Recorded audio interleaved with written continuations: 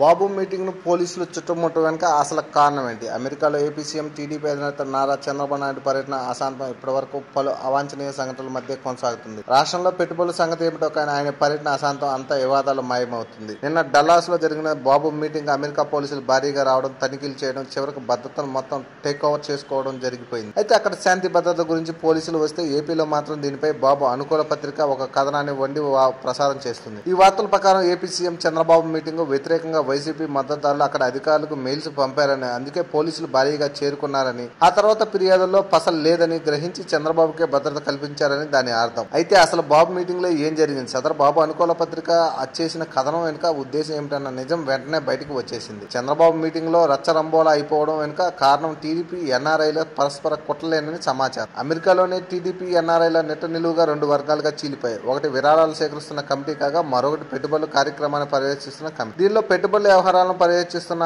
AP ఎన్ఆర్ఐటీ Chandrababu పర్యటన పూర్తిగా hijack చేసేసింది. దీంతో విరాళాల కమిటీకి కోపం వచ్చిందని సమాచారం. ఈ కమిటీయే ఏపీ ఎన్ఆర్ఐటీని దెబ్బతీసేందుకు చంద్రబాబుతో ఎంఓయూలు చేసుకునే కంపెనీలపై ఫిర్యాదు చేసినట్టు ఎన్ఆర్ఐల నుంచి అందుతున్న సమాచారం. చంద్రబాబు గతంలో ట్రంప్ ను ఉన్మాదిగా అభివర్ణించడం, ఆయన భార్యలపైన కామెంట్ చేయడం, ట్రంప్ విధానాలను తప్పుపట్టడం వంటి అంశాలను టీడీపీలోనే ఎన్ఆర్ఐ గ్రూపు అమెరికా ఏజెన్సీల చెవిలో వేసినట్టు సమాచారం. పైగా ట్రంప్ అధ్యక్షుడైన తర్వాత అమెరికా నుంచి పెట్టుబడులు బయటకు వెళ్లకుండా చర్యలు తీసుకుంటున్న నేపథ్యంలో చంద్రబాబుతో ఎంఓయూలు చేసుకునేందుకు సిద్ధమైన కంపెనీలపై అమెరికా ఏజెన్సీ కన్నెర చేసినట్టు టాక్. ఇలా అందిన ఫిర్యాదుల వల్లే అమెరికా ఏజెన్సీ సదరు కంపెనీలపై దాడులు చేసి ల్యాప్టాప్, బ్యాంక్ అకౌంట్ ను సీజ్ చేసింది. ఈ నేపథ్యంలో చంద్రబాబుతో ఎంఓయూలు చేసుకోలేమని సదరు కంపెనీలు ఏపీ ఎన్ఆర్ఐటీకి తేల్చి చెప్పారు. ఇదే సమయంలో ఈ సమావేశం కోసం టీడీపీలోనే మరో గ్రూపు చంద్రబాబుతో ప్రవాసాంధ్రులు ఒక్కొక్కరి నుంచి $1000 వసూలు చేశారు. సభ్యుల మధ్య గొడవ జరిగే అవకాశం ఉందని, భారీగా విరాళాల సేకరణ జరుగుతుందంటే అమెరికా పోలీసులు టీడీపీలోని మరో వర్గం అయిన ఏపీ ఎన్ఆర్ఐటీ సభ్యులు కొందరు అమెరికా పోలీసులను ఉసిగొల్పారు. దీంతో అమెరికా పోలీసులు చంద్రబాబు మీటింగ్ పై